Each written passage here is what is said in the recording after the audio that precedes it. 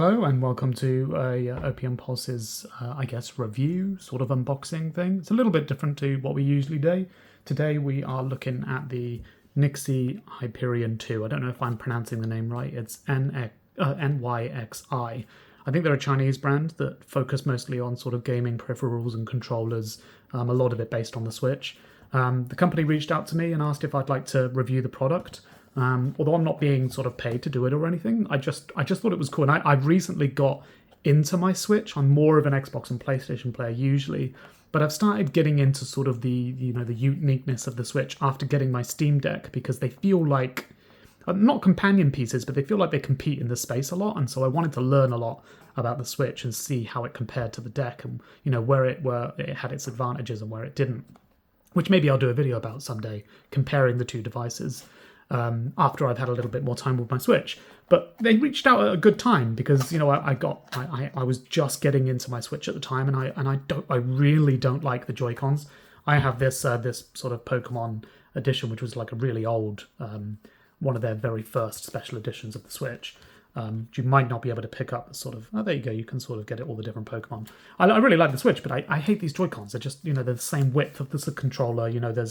It doesn't feel good in your hands, and even when you take them off, they don't feel good as individual controllers. So they do the job, but they don't make me want to stick with the Switch. So when I heard from NYXI or NYXI, I always want to say NX, I just thought that's a great time for me to try something new with the Switch and see if it makes a big difference to my experience, because I don't have the deck on me, but there's a lot more sort of for you to hold on to on this side, and it kind of, looking at this, kind of reminded me of that. So at some point, I think a video to compare how a Switch compares to a Steam Deck once it's got additions like this.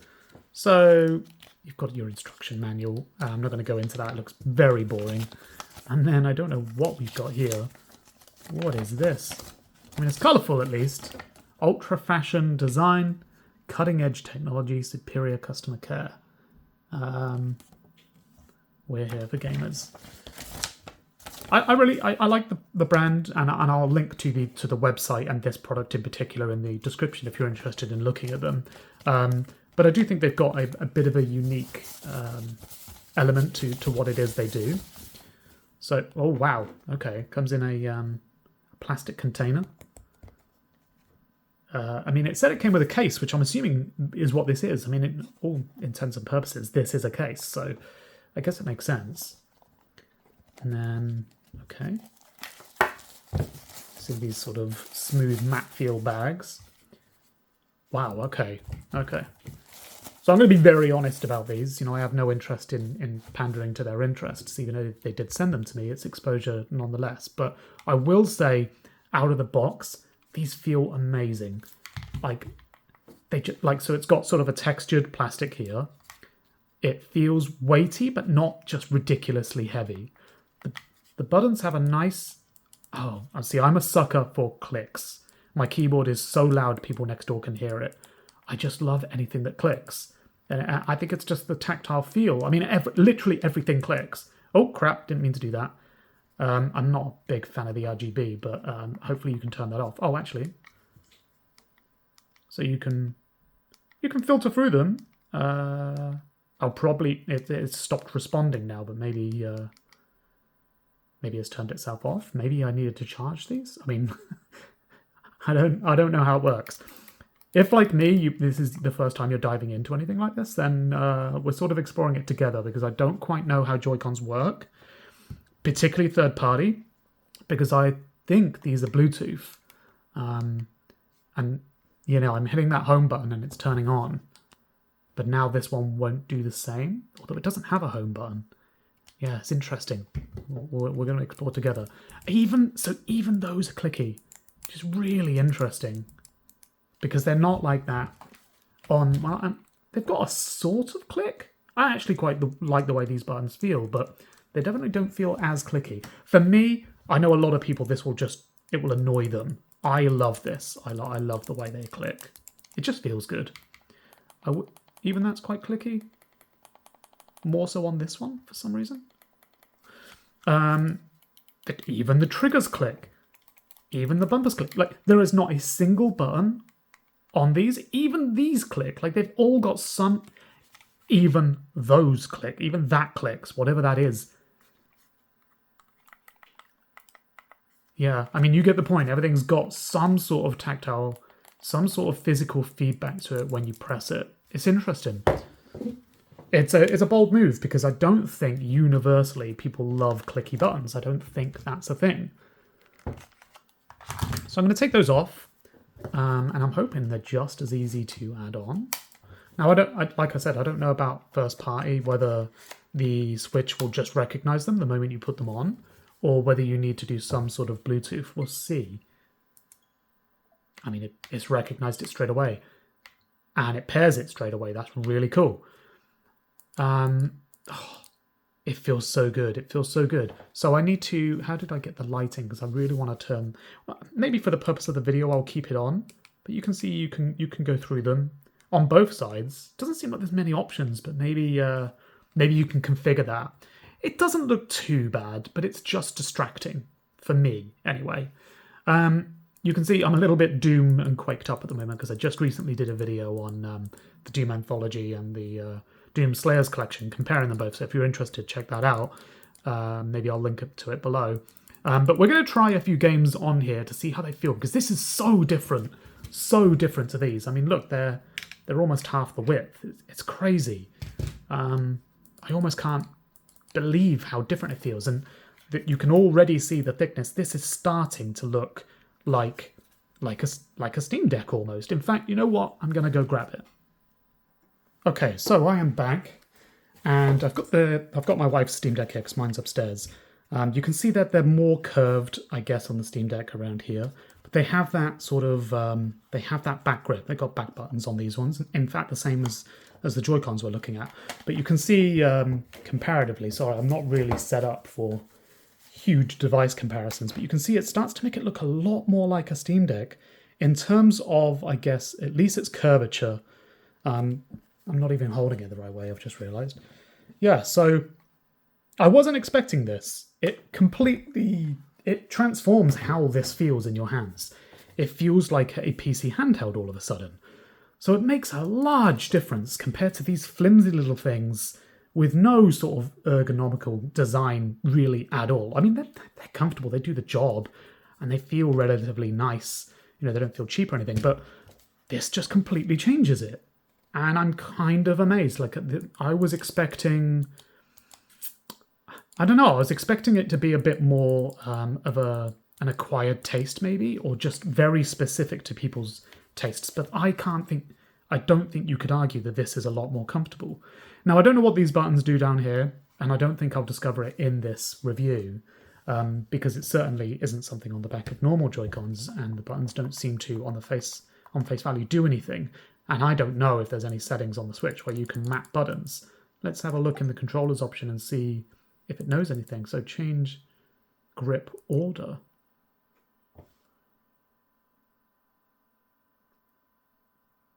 Not quite sure what that means. It's something I'd need to look into, and maybe in a later video I can, or in the description I can mention how you do certain things, because I don't know how those back buttons work. But it's really cool that they're there, because it's not, you know, on the Switch there is just the basic input methods. There's not really extra buttons that you would usually find on something like a portable PC.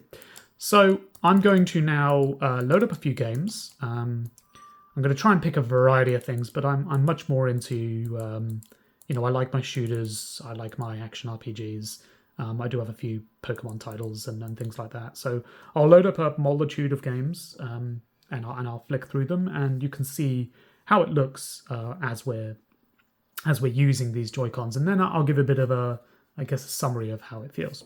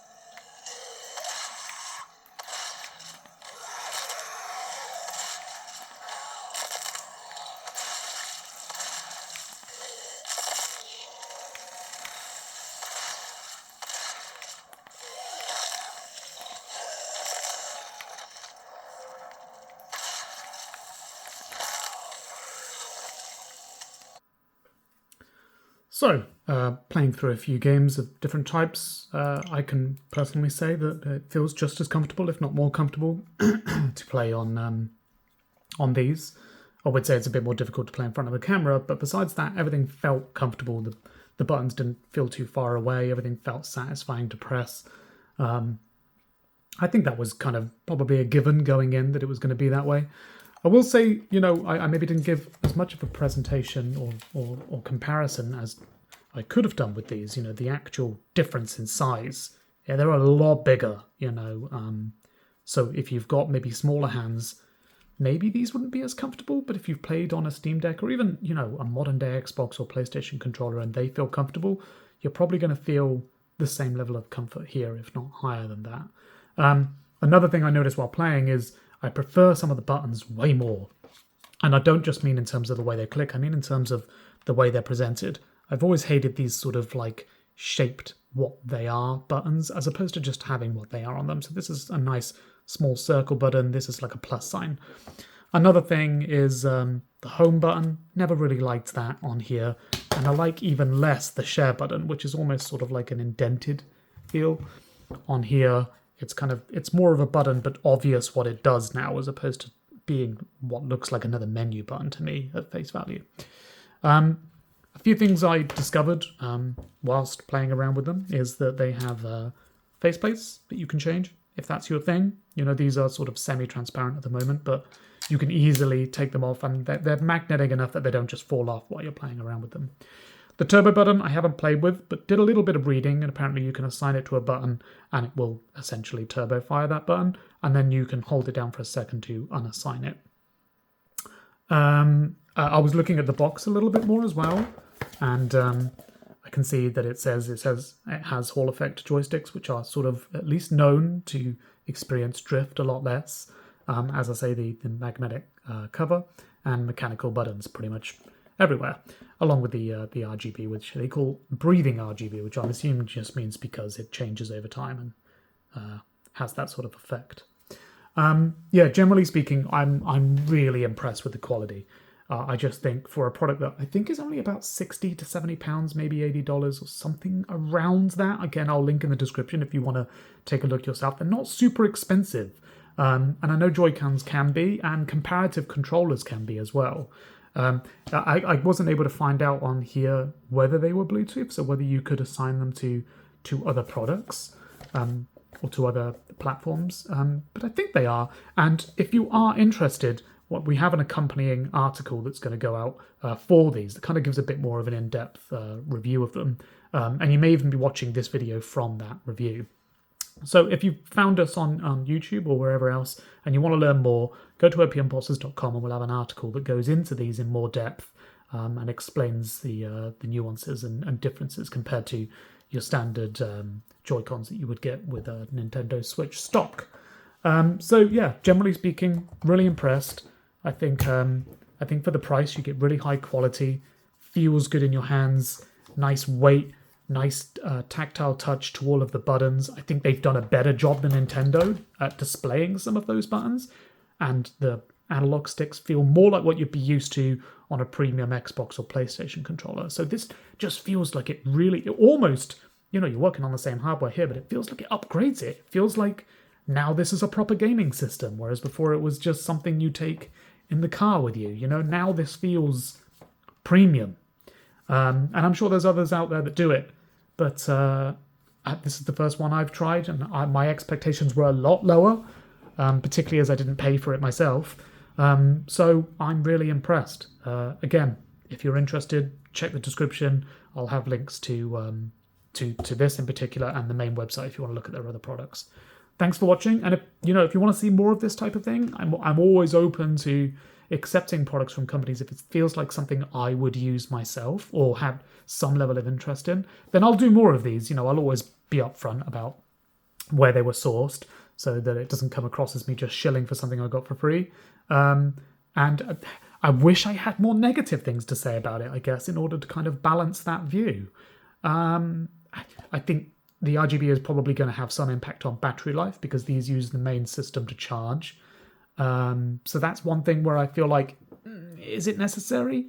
It does make it look a bit flashier, I suppose. I cannot think of anything else. I would go on the design because it's quite bland, but again, you can change these faceplates, and it's very easy to do. So I've got nothing. I guess the RGB, it would be good if they had some more variety in changes to. I mean, that's not much variety, right? Color, sort of like a pale blue, a darker pale blue. I mean, maybe, yeah, if I leave it, that one pulses. What does the other one do? Just static. Yeah, it's not a lot of choice. I'd like to be able to switch between these colors so you could have it all blue. And, maybe there's a way to do it. But it's not clear without reading through quite a lot of text. So yeah, I do kind of wish I had more negatives to point out because nothing's perfect. But if you trust our word at Opium Pulses, then I guess trust me when I say that it really is that impressive. There is really not much to pick at here. You're getting a premium product, and it's way better in almost, if not every single way, compared to, look at that bumper, compared to what you get here. A lot more substantial, a lot more nicer to touch. So yeah, if you're in the market for new Joy-Cons, I don't think you can go wrong with this brand right here. Thanks for watching.